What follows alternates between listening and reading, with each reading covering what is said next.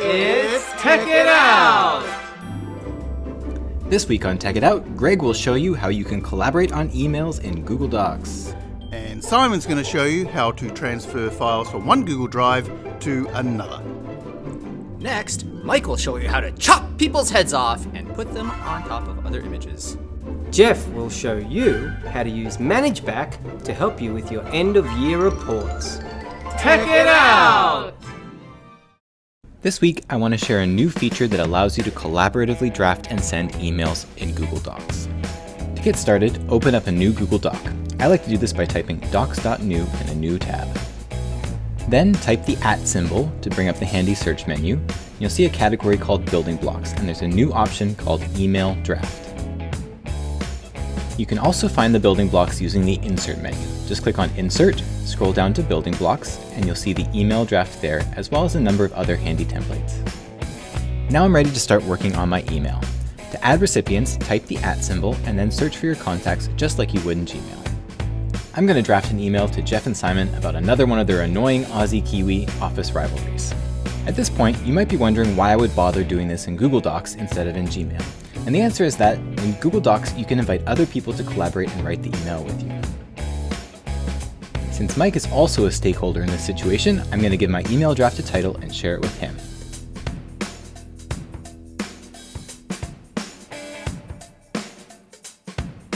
Now he can add his 2 cents to the email and even add additional recipients if he thinks that anybody else should be in the loop. The great thing about using the email building block is that once everybody's contributed, you can send it directly from Google Docs. To do this, just click the Gmail icon and it'll pop up a preview of your email. Then you can double check all the details, give it one last read, and either schedule send it or send it right away. And that's it, a handy way to collaboratively draft and send emails right in Google Docs. This video is going to cover how to download folders and individual files from your Google Drive account so you can import them into your personal Google Drive account or your new school's Google Drive account. There's different ways to approach this. This is my first approach, is I've already got a folder called To Download. I have already moved some folders into here and individual files. I'm just going to come back to my drive. I'm going to download this folder. I'm just going to right mouse click on it and I'm going to click on download.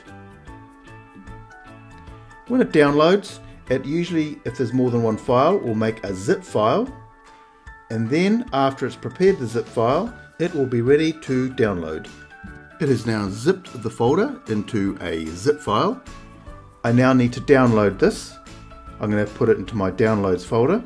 I'm going to call it my download folder to download, and I'm going to download it. Now I'm not going to double click on it at the moment. I'm now going to look at other files or folders. Now I don't have to move everything into one folder. Maybe I wish to download a folder, say my screencast folder. I'm just going to come down here, I can come to right mouse click and I'm going to download it. The other thing that you can look at is that you may just want a file. So here I might just want a file of my tennis list, same procedure. I'm just going to come here and download.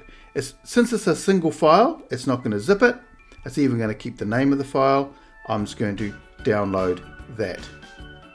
If a folder is very large, what will often happen if it's got a lot of data inside it, it will make multiple zip files. So don't worry if all of a sudden you've got a zip 1 being made and a zip 2 being made. It's because the folder is very large.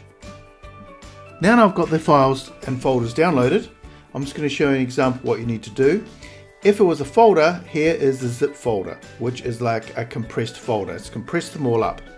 So what we need to do now is, I'm going to use this to download as the example. I need to unzip it, uncompress it. So I need to double click on it and it will automatically uncompress, and there's the folder there with the files inside it. Now, one thing we need to be aware of, when I upload a document to the Google Drive, if it was downloaded, it will have converted any Google Sheets into Excel files. It'll convert any docs into Word files, and any of the Google presentations, it will convert them into PowerPoints. That means we have two options when we upload the files. One is that we can leave it in the PowerPoint format, as we can see here, a PPTX, or I can get Google to automatically convert it into a native Google document. So this is the Google Drive I'm going to be uploading to.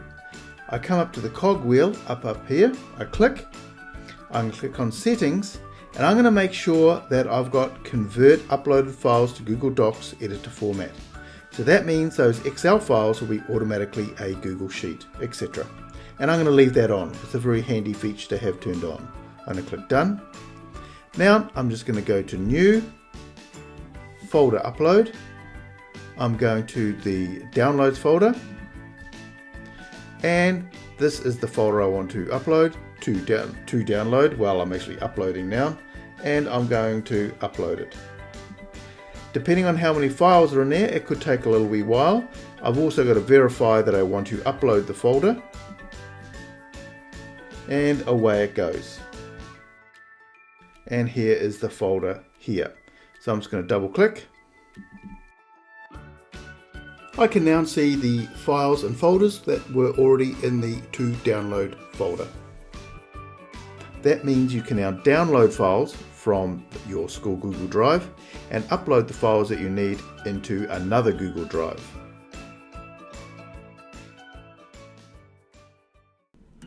Have you ever wanted to do something like turn this image into this? Or maybe this image into this?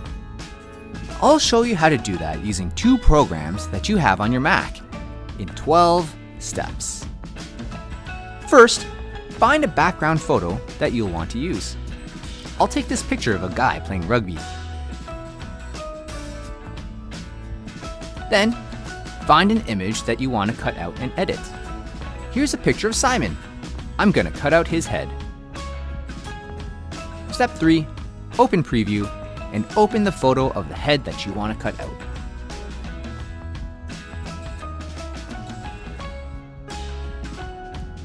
Click the Show Markup Toolbar button, and on the left, click the drop down and select your selection tool. You're selecting the method of how you want to tell the computer what you want selected. Today, we'll use the Smart Lasso tool. What this will allow you to do is draw a rough estimate of what you're trying to select, and the computer will do its best to figure out what you're really trying to cut out. It's a bit imprecise, but it's great for quick jobs. If you want to be more precise, you can select the Lasso selection tool. Click and hold your mouse while you trace the object that you want to cut out. Make sure you complete the loop without unclicking your mouse. Next, under Edit, click Copy, then under File, click on New from Clipboard. This will create an image that is just of what you want to cut out. Cool. Now we have to save it so we can put this image into another program. So click on File, then Save. Give it a name, and make sure the format is set to PNG. PNGs are cool because it only saves the photo and doesn't attach the background to it. So here, it won't save any of the gray background. It'll just save Simon's head. Now, open up Google Drawings. You can do this by going to Google Drive, then New, then More, then Google Drawings. Google Drawings is a great tool that I use for inserting drawings in docs or for creating wallpapers. Now insert your background photo. So, click on Insert, Image, and Upload from Computer. Select the size of the canvas to your background photo. Do that by putting your photo at the top left of the canvas and moving the indicators at the bottom right to match your photo. Now, insert your cut-out picture and adjust accordingly.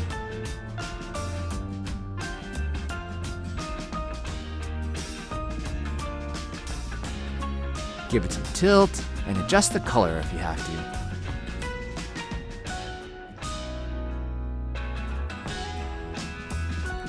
And finally, give it a name.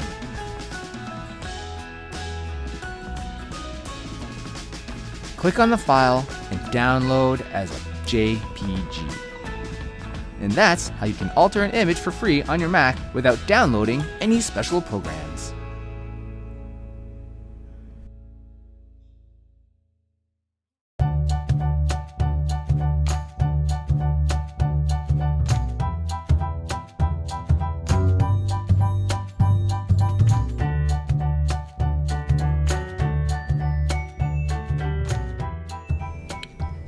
Throughout the year, we've all been using the gradebook features of ManageBac to give students feedback and levels of achievement. This means it contains a wealth of student data. There are a few features in Gradebook that we can leverage to speed up the process of determining the end of year levels of achievement. So now let's have a look at some of the hidden or extra features in ManageBac Gradebook. To open the Gradebook, first go to a class, then click on Class Gradebook.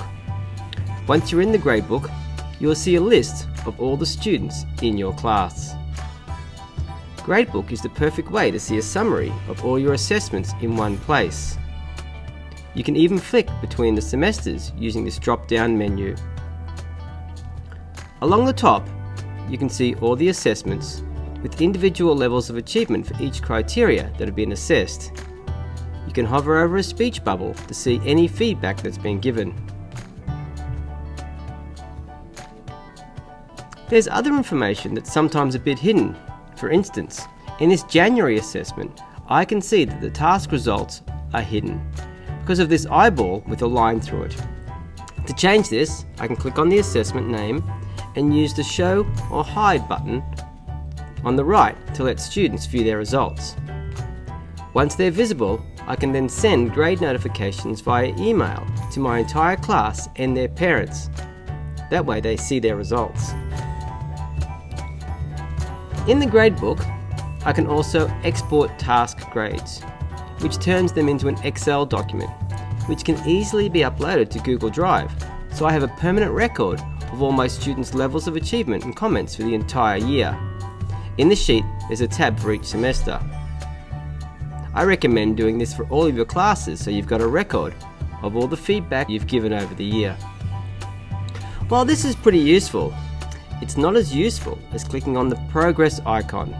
That's this little graph picture next to each student's name, which then gives you this graph of all the assessments throughout the year. Formative assessments are striped bars and summative are solid bars. This then makes it super easy to make a judgment call on each student's individual level achievement for their final grades. If you combine this with the ability to use a split screen view, you can easily add your levels of achievement to another doc or even directly into PowerSchool. To access split view on your Mac, hover, rather than click, your pointer over the green dot on the top left of any window. You then get a few options.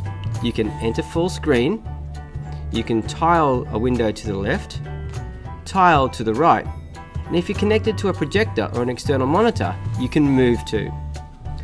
By tiling your ManageBook Gradebook to the left and your Power Teacher Pro or a Google Doc to the right, it's easy to see the graph on the left and the Google Doc or Power Teacher Pro on the right.